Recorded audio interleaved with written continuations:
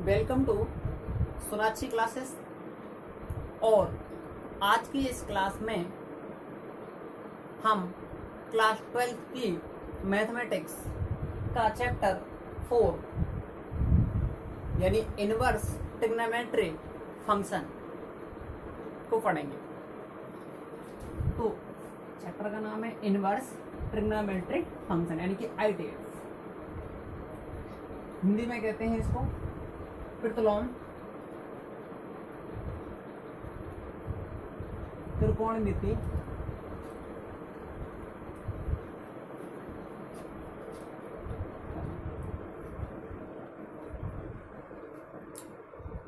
और इस चैप्टर में सबसे पहले हमें ये समझना है कि इनवर्स क्या होता है। तो इनवर्स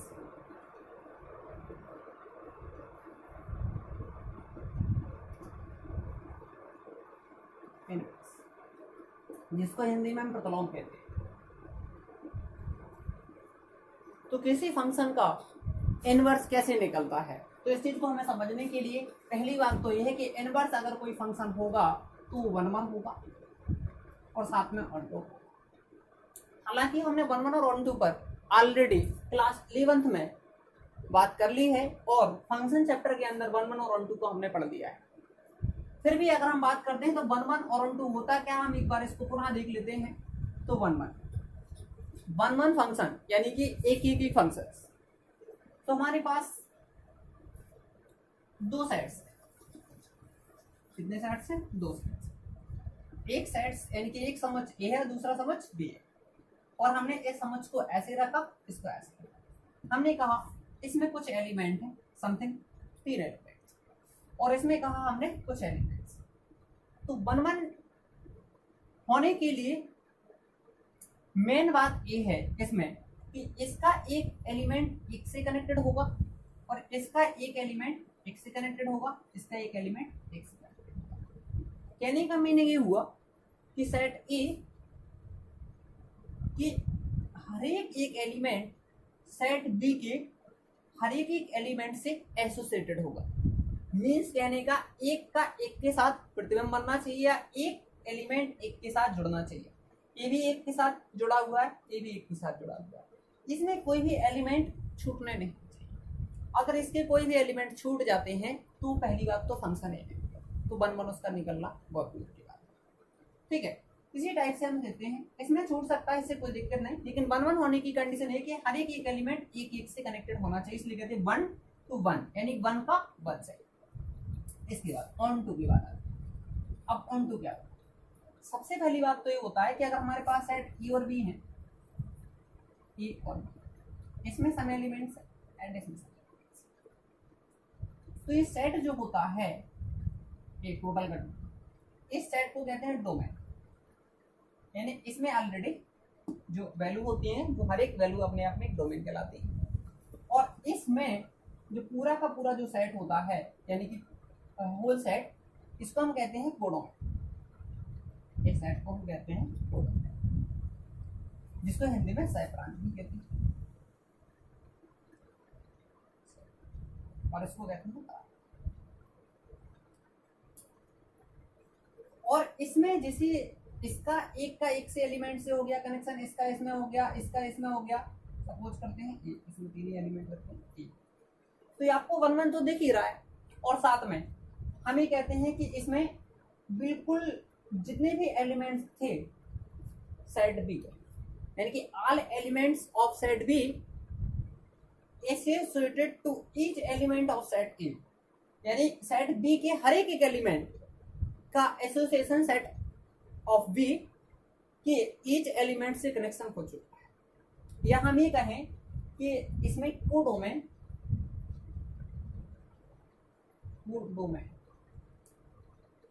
और रेंज इक्वल है, क्योंकि ये जो एलिमेंट होते हैं, इन जो अंदर वाले एलिमेंट जो इससे एसोसिएटेड हो जाते हैं, इन समस्त एलिमेंट्स को हम रेंज कहेंगे। और एक टोटल का टोटल जो पूरा सेट होता है इसको कहते हैं यानी कि सेपरेट। अगर किसी फंक्शन में ऐसा हो जाता है कि कोडोमेन और रेंज अगर इक्वल हो जाए तो वो सेट वो फंक्शन ऑन टू होता है। यानी कि किसी भी फंक्शन में अगर कोडोमेन और रेंज बराबर हो जाती है तो हम कहते हैं कि फंक्शन ऑनटू हो चुका है। और किसी भी फंक्शन की इनवर्स होने के लिए ये दो बातें क्लियर उसको एडजस्ट करना चाहिए। Number 1 1 1, number 2 onto. और मैं आशा करता हूं कि आप लोगों को 1 1 और ऑनटू समझ में आ चुका है। अब इसके बाद हम देखते हैं फंक्शन क्या है।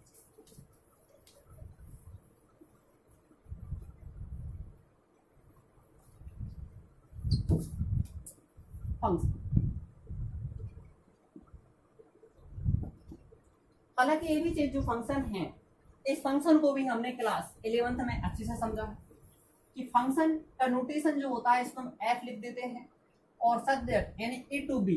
कहने का मतलब ये हुआ कि एक फंक्शन है जिसमें हम ए एक कोई सेट है, ये दोनों कोई सेट है, ये दोनों सेट, और इसमें इस सेट को हम प्रांत बोलते हैं जिसको हम बोलते हैं डोमेन, और इस सेट को बोलते हैं कोड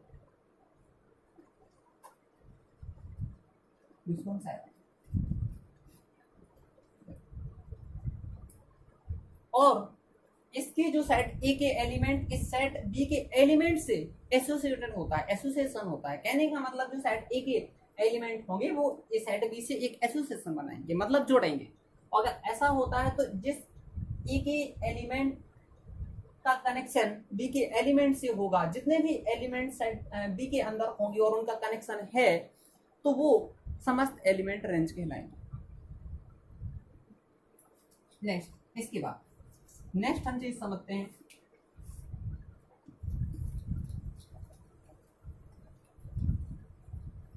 जो अपना मैन क्लास 12 का पोर्शन। हालांकि फंक्शन तो ऑलरेडी हम एफ एक्स बराबर वाई लिखते हैं, और अगर मैं इसको ऐसे ही लिखूं X is equal to F inverse Y तो जो एक्स यहाँ पहुंच जाएगा। हालांकि आपको मालूम है कि फंक्शन को ऑलरेडी y के नोटेशन में नहीं y इक्वल बनाना पड़ता, तो अगर मैं यहाँ पर y करूंगा तो आपको आशा है कि f इनवर्स x इसको लिखना पड़ेगा। तो किसी फंक्शन को लिखने के लिए y equal to f inverse x बना देते हैं। और अगर फंक्शन है तो फंक्शन f होगा और इसमें सेट इट होगी। ये लिखने का तरीका आपको, यानी कि प्रतीक symbol of function like f such that it होगी। और इसके बाद अगर कोई फंक्शन का इनवर्स यानी कि सिंबल ऑफ इनवर्स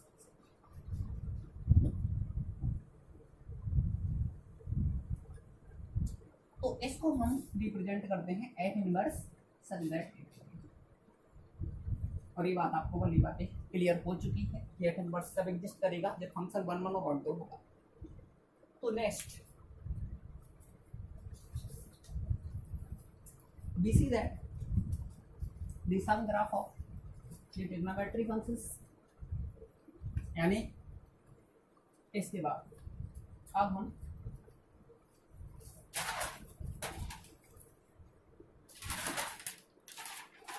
त्रिकोणमितीय फलनों की ग्राफ समझने की कोशिश करेंगे। तो सबसे पहला फंक्शन हमारा होता है trigonometry function y equal to sin x, जिसको हम साइन फंक्शन कहते हैं। और इसका जो ग्राफ होता है, यानी कि जो ग्राफ मैं निकाल रहा हूँ वो ग्राफ कैसे निकाल। तो साइन फंक्शन का ग्राफ समझने के लिए हम कोशिश करते हैं कि जो साइन फंक्शन का ग्राफ होता है तो सबसे पहले जब यहाँ पर 0 पुट करेंगे तो आपको शायद 0 दिखेगा। जैसे यहाँ पर हम 90 पुट करेंगे तो ये 1 दे देगा, यानी कि 1 समथिंग। अगर हम बात करें तो यहाँ होने वाला 180 रखेंगे तो देन आपको साइन 0 बनाएगा, ऐसा कुछ आएगा। इसी प्रकार से अगर हम इसमें -90 डालेंगे तो -1 देगा समथिंग। यहाँ पर -5 रखेंगे दैट इज 0 होगा। तो आपका जो ग्राफ है वो साइन फंक्शन का कुछ ऐसे होगा, दैट मीन्स वेव्स, यानी जो साइंस फंक्शन का ग्राफ है कुछ इस टाइप से। और आप समझते हैं इसको अगर मैं कार्टेशियन प्लान पर रिप्रेजेंट करो, then this portion x and this is x, और ये आपका होगा y और this is point is data origin. This value यानी कि दो वैल्यूज जो एक्स एक्सिस पर वैल्यू होंगे उनको हम एक्स की वैल्यू बोलेंगे, यानी कहने का मतलब डोमेन। तो हमारा जो डोमेन होगा, तो इन दिस फंक्शन में ऑलरेडी आप जानते हैं कि डोमेन क्या होने वाला है, और आप जानते हैं कि minus infinity two plus infinity, यानी इतने माइनस इन्फिनिटी से लेकर के प्लस इन्फिनिटी तक जो भी नंबर इंक्लूडेड होते हैं उसको हम रियल नंबर क्या बोलते हैं, रियल नंबर। दैट इज मैं ये भी कह सकता हूँ minus infinity plus infinity, that is, या और कहूँ तो रियल, यानी कि आपका दो। इसके बाद में अगर रेंज की बात करता हूँ, रेंज का मतलब होता है दो पॉसिबल्स वैल्यू, यानी कि y के वो सभी मान, या मैं इसको ऐसे भी कह सकता हूँ कि डोमेन जो होता है अवर वैल्यू इज x, यानी x की जो वैल्यू होती है उन सबको हम डोमेन कहते हैं, और y की जो सभी वैल्यू होती हैं यानी कि वो वैल्यू जिसको हम कहेंगे रेंज। तो रेंज के लिए आपको ध्यान रखना पड़ता है कि y ही मिलता है, आपको क्या मिलता है, y। तो y यहाँ पर अगर हम बात करें तो सबसे जो एटलीस्ट यानी सबसे कम से कम जो पॉइंट है -1 था, और सबसे हाईएस्ट पॉइंट कितना, +1। तो यहाँ से मतलब कहने का ही हुआ कि हमें -1 वैल्यू मिल रही है +1, और +1 से मोर देन यानी 1 से ज़्यादा वैल्यू नहीं मिल पाएगी हमें पूरे ग्राफ में, अगर हम कहीं भी देखते हैं, और -1 से कम वैल्यू नहीं मिलेगी, हम चाहे जितनी कोशिश करेंगे तो कहीं भी वैल्यू हमें -1 से नीचे नहीं मिलेगी। तो इसका मतलब हुआ कि जो साइन फंक्शन है, इस साइन फंक्शन की जो रेंज होगी वो -1 से +1, कितनी होगी, -1 से +1। मैं इसको लिखूंगा -1 और ये रहेगा आपका +1। और हालांकि आपको ये भी चीज कंफर्म हो चुका है कि यहाँ पर जो इंटरवल की बात करते हैं, तो इंटरवल क्लोज्ड और ओपन आप अच्छे ढंग से जानते हैं कि -1 और -1 से लेकर +1। तो पहली बात, -1 से नीचे वैल्यू नहीं जा सकती, -1 होगा और इससे आपके बढ़ते क्रम में वैल्यू होंगे, तो -1 से लेकर +1 तक एग्जिस्ट करेंगे। दैट मीन्स रेंज जो है -1 से +1। इसका मतलब आप ये भी समझते हैं, कभी कभार क्वेश्चन आपसे पूछा जाता है कि the maximum value of sine function, यानी कि साइन की अधिकतम वैल्यू क्या होती है, तो +1 होती है, और साइन की मिनिमम वैल्यू होती है कितनी, -1 होती है। तो दैट मीन्स कि आपको ये ग्राफ जो है क्लियर हो चुका होगा। नेक्स्ट अपन देखते हैं the graph of cos functions.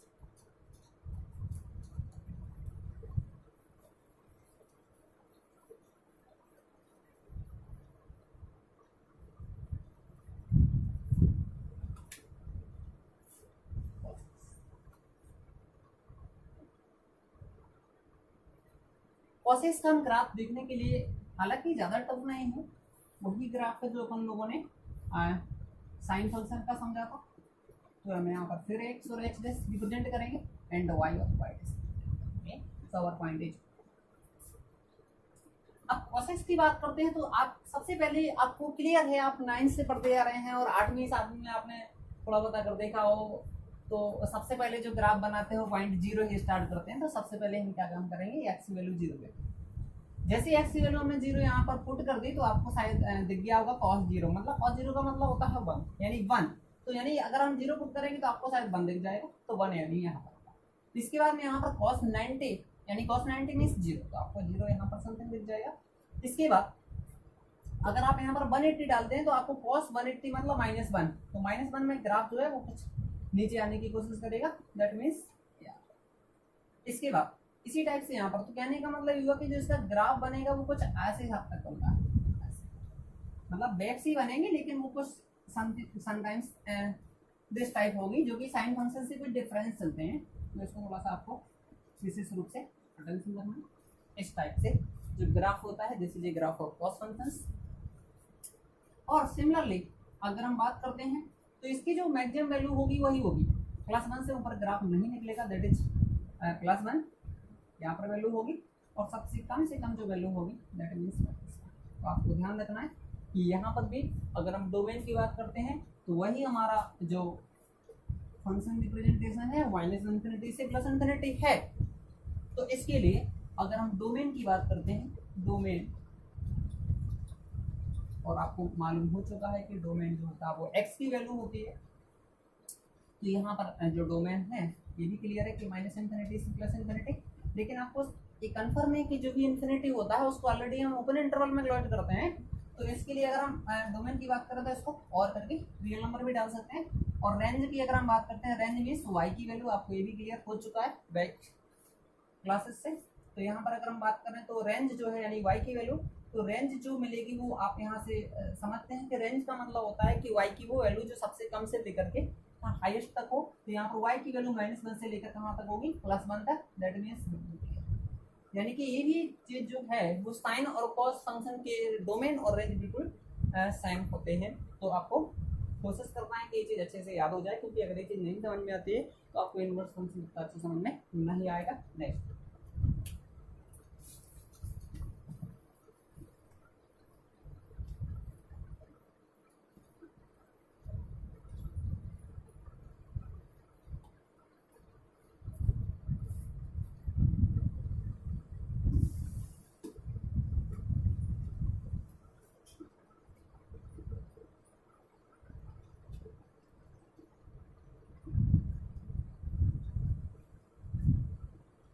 Now we will draw the graph of 10 functions. यानी कि अब हम 10 फंक्शन का ग्राफ खींचेंगे और 10 फंक्शन का ग्राफ समझने की कोशिश करते हैं।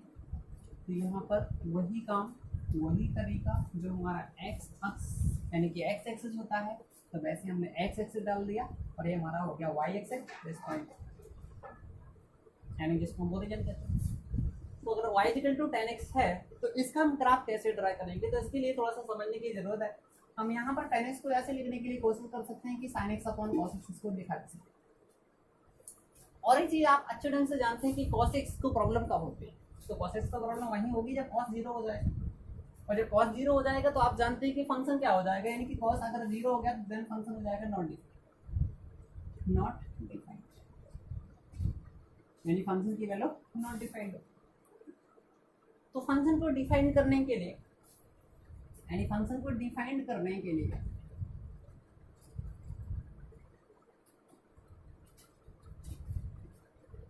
cos x क्या होना चाहिए, नॉट 0, यानी कि cos x जो है वो 0 नहीं होना चाहिए। तो ये भी आपको बात सही।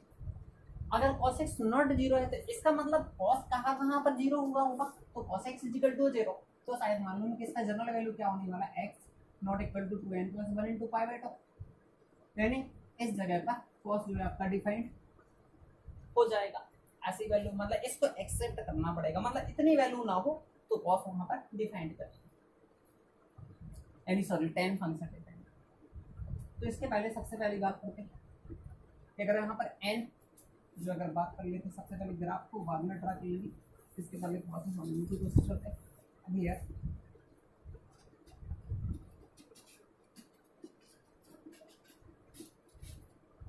n इज एन इंटीजर, यानी कि n कोई इंटीजर होगा। तो सबसे पहले जब ग्राफ ड्रा करते हैं तो हमें थोड़ा सा यहाँ पर हल्का सा नॉलेज ध्यान रखना पड़ेगा। हालांकि इसका जो ग्राफ है वो कुछ हद तक थोड़ा सा टिपिकल है, लेकिन कोई बात नहीं है, आपको थोड़ा सा कोशिश करना है कि ये चीज़ समझ में आ जाएगी। तो सबसे पहले अगर मैं यहाँ पर n की वैल्यू 0 डालता हूँ, आपको शायद दिख रहा होगा π/2 आएगा, π/2 आएगा, यानी π/2 पर π/2 नहीं आना चाहिए। इसका मतलब क्या हुआ, π/2 नहीं आना चाहिए। जहाँ पर नॉट लगा तो इसका मतलब जो यहाँ पर वैल्यू आएगी वहाँ पर क्या डालना है, डॉटेड लाइन डाल देना, क्योंकि इन्फिनिटी तक जाने वाली ग्राफ। तो आपको ये जो है बहुत अच्छे ढंग से ध्यान रखना है कि 10x फंक्शन का जो ग्राफ होता है वो कुछ हद तक थोड़ा सा डिफरेंट होता है, लेकिन ज़्यादा कोई दिक्कत वाली बात नहीं है। अपन को थोड़ा सा समझने की कोशिश करना है, तो ये चीज़ आपको क्लियर है कि समझ में आ जाए। तो पहला 90 है ना, हाँ तो 90 पर आप ड्रा कर लेते हैं इस टाइप से डॉटेड लाइन, -90 पर भी डाल देना। इसके बाद 90 के बाद 0 रखा था ना अभी, अब 1 रख के देखते हैं, तो 1 रखने पर आएगा 3π/2 और आगे होगा। थोड़ा सा ग्राफ को और ड्रा कर लेते हैं, यानी कि थोड़ा सा और बढ़ा लेते हैं, तो आपको यहाँ से एकदम क्लियर हो जाएगा। तो यहाँ पर 0 हो गया और यहाँ पर हो गया π/2, यानी कि यहाँ पर -π/2 हो जाएगा और ये +π/2, इसको सही लिख लेते हैं, -π/2 और ये +π/2। इसके बाद नेक्स्ट ये आपका 3π/2 और यहाँ पर माइनस भी ले लेते हैं, यहाँ पर फिर ड्रा कर देते हैं।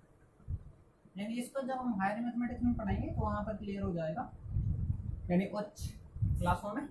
ये 3π/2 पर जो डॉटेड लाइन डली हुई है, डॉटेड लाइन का मतलब क्या है, डॉटेड लाइन एक सम रोटेट होता है, मतलब इनफाइनाइट तक जाने वाली एक टेंजेंट जो कि इनफाइनाइट पर मिलती है।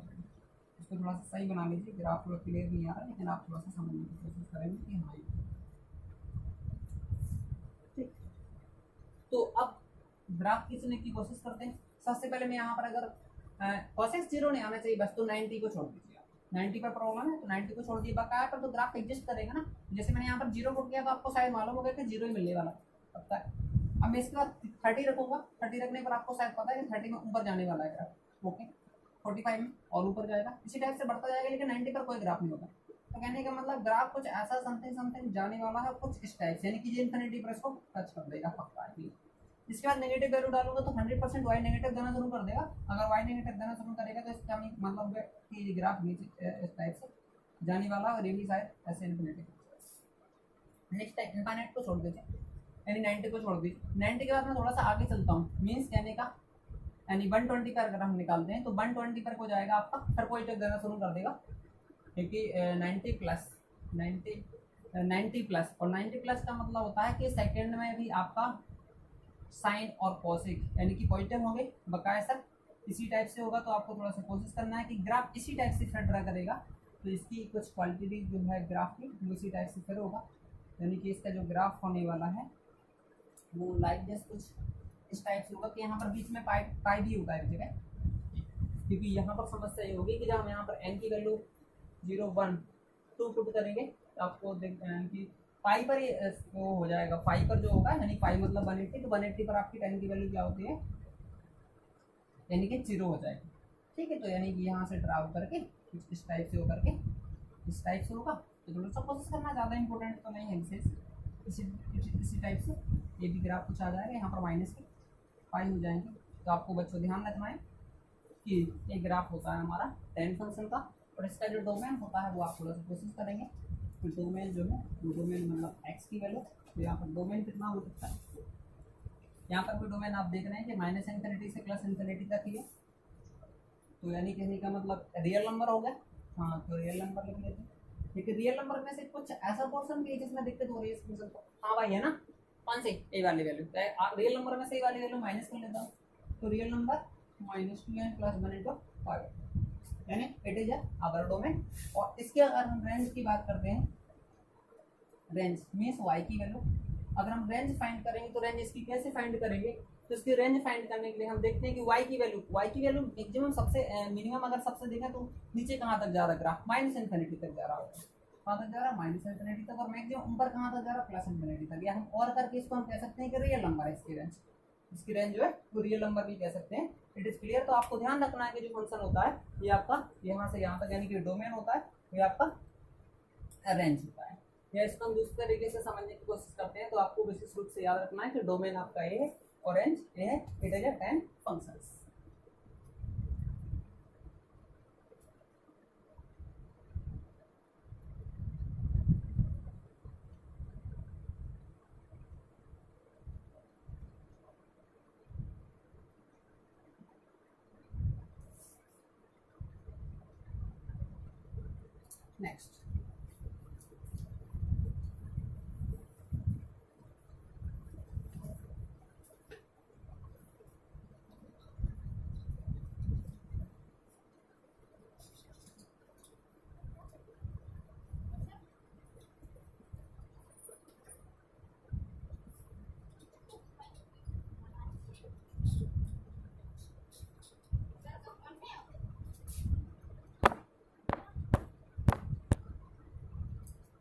नेक्स्ट,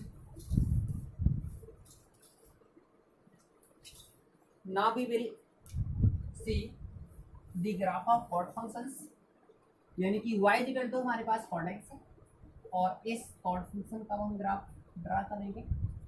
तो बस बिल्कुल सिंपल सी बात है कि जैसे हमने tan का ग्राफ ड्रा किया है उसी टाइप से हम chord का ग्राफ ड्रा कर लेंगे।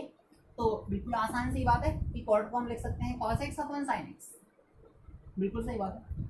लेकिन भैया थोड़ा सा ध्यान रखना होगा हम लोगों को कि sin x के बारे में थोड़ा सा सोचेंगे कि अगर sin x 0 हो गया तो इस cot x का तो काम तमाम हो गया, क्योंकि cot x डिफाइंड नहीं होगा। कहने का मतलब अगर मैं sin x की वैल्यू 0 कर दूं देन फंक्शन नॉट डिफाइंड, तो हमारा मतलब क्या हुआ कहने का, मतलब ये हुआ भैया कि साइन एक्स जो है वो जीरो ना हो पाए, तो जीरो को हटाने के लिए हमने क्या बोला, हमने बोला sine X not equal to zero. अगर sine X not equal to zero that means function defined, यानी फंक्शन क्या हो चुका है, डिफाइंड हो चुका। अगर फंक्शन डिफाइंड हो चुका है तो इसके लिए हमें मालूम करना पड़ेगा general value of sine x. मतलब कहने का कि साइन एक्स का व्यापक मान क्या है, जिसका व्यापक मान निकालने के लिए हम क्या लिखेंगे, एक्स इक्वल टू यानी X does not equal to N, यानी एक्स की वैल्यू एन पाई नहीं होना चाहिए। अगर ऐसा होता है तो फंक्शन वहां पर डिफाइंड कर जाएगा। तो कहने का मीनिंग ये हुआ कि हम इसको जब इसका हम ग्राफ खींचेंगे तो ग्राफ हालांकि इतना इम्पोर्टेंट नहीं है। तो अगर आपको थोड़ा सा जस्टिफिकेशन यानी कि अगर हम बात करें तो साइन एक्स कॉस एक्स और tan x के ग्राफ में सबसे इम्पोर्टेंट जो ग्राफ है वो आपका sin x और cos x का ही है। अगर tan x का आपको ग्राफ टिपिकल लग रहा है तो कोई दिक्कत नहीं है, आपका 12th क्लास में ज्यादा इंपॉर्टेंट ग्राफ नहीं मान रखता है, इसलिए आप कोशिश करें कि cot x की डोमेन और रेंज समझना बहुत इंपॉर्टेंट है, क्योंकि अगर डोमेन और रेंज नहीं आएगी तो आगे चल के क्वेश्चन बनेंगे। इससे कम से कम एक या दो क्वेश्चन बोर्ड एग्जाम में पूछा जाता है और वेरी शॉर्ट क्वेश्चन होता है, वेरी सिंपल क्वेश्चन होता है, आप लोग बड़े आसानी से इसको सॉल्व कर सकते हैं। तो इसलिए आप यहाँ पर कोशिश करें कि cot और सेक और कॉसेक यानी कि नेक्स्ट जो आपके पास कॉट सेक कोसेक यानी कि आपके पास 3 फंक्शन बचे हुए हैं तो उनके आराम से आप डोमेन और रेंज समझने की कोशिश करें। ग्राफ इतना इंपॉर्टेंट नहीं है, फिलहाल आपको जरूरी हो तो मैं इसको बाद में आप डिस्क्रिप्शन बॉक्स में आपको लिंक दे दूंगा तो उससे आपको ग्राफ मिल जाएगा। तो नेक्स्ट यहाँ पर हम इसका डोमेन की बात करते हैं, तो आपको थोड़ा सा ध्यान रखना है कि इसका ऊपर वाले का ऊपर यहाँ पर कॉसेक से जबकि इसका डोमेन रियल नंबर होता है, इसका रियल नंबर, ये चीज हम ऑलरेडी सीख चुके हैं पीछे। तो जब कहीं पर भी ऐसे फंक्शन हो कि दो फंक्शन हमारे पास यानी कि अगर हम एडिशन के रूप में मतलब प्लस के रूप में हो, दो फंक्शन जुड़े हुए हो, या फिर दो फंक्शन अंदर के रूप में यानी कि डिफरेंस के रूप में हो, या फिर दो फंक्शन गुणा के रूप में मींस मल्टीप्लिकेशन के रूप में हो, या फिर दो फंक्शन डिवाइड के रूप में हो यानी कि जैसे यहाँ पर तो इन दिस केस यानी ऐसी स्थिति में हम कैसे निकालते हैं किसी फंक्शन का डोमेन। तो डोमेन निकालने का मैटर ये होता है कि जितने भी डिफरेंट काइंड्स फंक्शन हैं समझ फंक्शनों का आपको इंटरसेक्शन निकाल देना। तो यहाँ पर कॉसेस का जो डोमेन है तो हम जानते हैं कि यहाँ पर रियल नंबर होता है एंड इसका भी रियल नंबर होता है, तो ये रियल नंबर हो गया, लेकिन आपको मालूम है नीचे रियल नंबर से काम नहीं चलेगा, क्योंकि रियल नंबर में कुछ ऐसे नंबर भी है जिससे समस्या हो रही है हम लोगों को समस्या हो रही है एन पाई से। तो एन पाई को क्या करना पड़ेगा, छोड़ना पड़ेगा। तो मैंने एक काम कर दिया, आर में से एन पाई को निकाल दिया। जो एन पाई को निकाला तो मुझको मालूम है कि यहाँ पर कुछ वैल्यू कम हो चुकी है, यहाँ पर रियल नंबर जबकि ये बड़ी वैल्यू है, ये वाली छोटे वैल्यू है। तो इन दोनों में से कॉमन यानी कि इंटरसेक्शन क्या होगा, तो भैया दोनों का इंटरसेक्शन होगा आर माइनस एन, यानी कि ये दोनों का इंटरसेक्शन क्लियर। तो यानी डोमेन इसका क्या निकला, रियल नंबर माइनस एन। तो आपको ध्यान रखना। और रेंज की अगर हम बात करें तो रेंज आपको यहाँ पर ध्यान देना पड़ेगी, इसकी रेंज जो होती है वो आपकी रेंज तो वही होगी क्योंकि 10 का जस्ट अपोजिट कॉट होता है। तो इसकी जो रेंज होने वाली है वो आपको रेंज ध्यान रखना है कि रेंज इसका रियल नंबर होता है। ओके, नेक्स्ट इसके बाद सेट फंक्शन की बात करते हैं। और सेट फंक्शन आपको बहुत अच्छे से ध्यान रखना है कि सेट फंक्शन कैसे निकालते हैं। हालांकि आपको एक की लग रहा होगा तो इसको आर थोड़ा सा सही। नेक्स्ट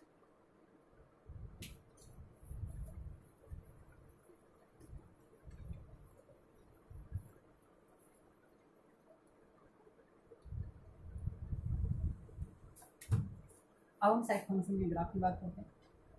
तो नेक्स्ट हमारा फंक्शन नंबर है 6 5 यानी y इक्वल टू आप sec x ले लेंगे। तो sec x का ग्राफ कैसे खींचेंगे वही बात, यानी 1/cos x है। तो ग्राफ में नहीं बता रहा हूँ, मैं सिर्फ बता रहा हूँ आपको ओनली इसका डोमेन नहीं। तो cos x आपको दिख गया। इस फंक्शन को दिक्कत कब होगी, दिक्कत वही होगी ना भैया जब जीरो हो जाए। अगर जब जीरो हो जाए तो जीरो नहीं होने देना ना, तो इसलिए मैंने कहा जीरो नहीं होता, यानी कि जीरो नहीं होना चाहिए, मतलब cos x आपका नॉट इक्वल टू 0। अगर ऐसा है तो आपको सोचना है कि x does not equal to 2n plus 1 into pi by 2 it is value यानी कंप्लीट। और आपको अच्छे ढंग से मालूम भी है क्या सा जनरल वैल्यू में इसकी वैल्यू होती है। तो यहाँ पर अगर हम बात करें, वैसे इसका डोमेन क्या होता है, वैसे तो डोमेन इसका रियल नंबर होता है, लेकिन यहाँ पर अगर हम बात करें कि डोमेन ऑफ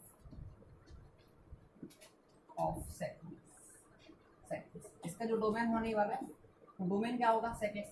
तो डोमेन जो होगा वो आपका रियल नंबर तो था, लेकिन रियल नंबर में ये वाली बात सही नहीं है। तो रियल नंबर में से मैंने क्या निकाला 2n plus 1 निकाला। तो ये तो नीचे की बात हुई, लेकिन भैया ऊपर तो क्या फर्क पड़ता है, कांस्टेंट फंक्शन चाहे कुछ भी वो रियल ही रहेगा। तो रियल में से यानी कि कॉमन भाग कौन सा होगा, real number minus 2n plus 1 into pi। तो इसकी जो रेंज होगी तो रेंज थोड़ा सा गौर करना पड़ेगा। इसकी जो रेंज होगी तो बच्चों इसका थोड़ा सा कोशिश करेंगे कि इसकी जो रेंज है वो आपको याद कर लेना है, मैं बता दे रहा हूँ।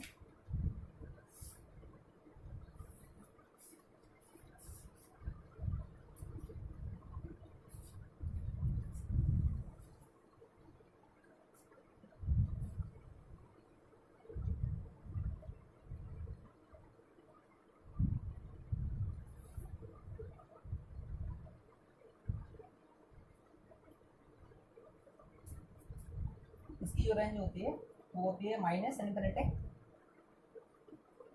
से -1 तक जाता है पहले वैल्यू, और इसके बाद यूनियन हो जाएगा आपका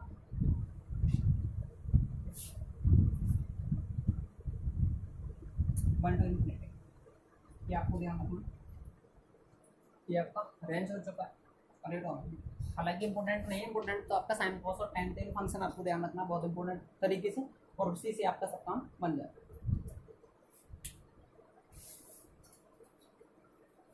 नेक्स्ट cos x,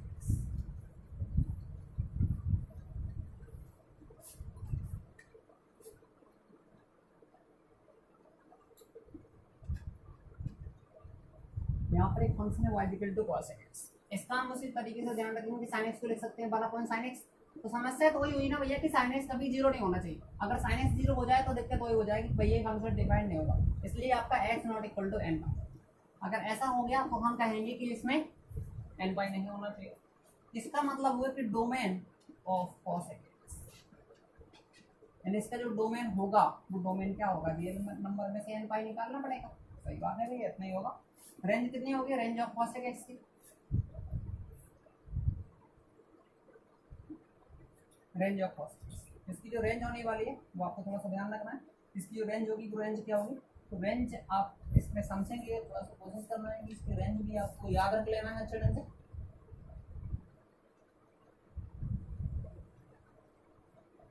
इसकी रेंज होती है रियल नंबर में से -1 से +1, इसको डिवाइड कर बना देना है। ये हालांकि ऊपर इंटरवल में रहेगा -1 से +1। तो thank you watching my this channel, और अगर आपको ये वीडियो पसंद आई हो तो प्लीज़ लाइक, शेयर, सब्सक्राइब और कमेंट करना ना भूलें। और जो भी आपको डाउट अगर बन रहा है इसमें तो आप उसमें कमेंट के थ्रू दे सकते हैं। और थैंक यू।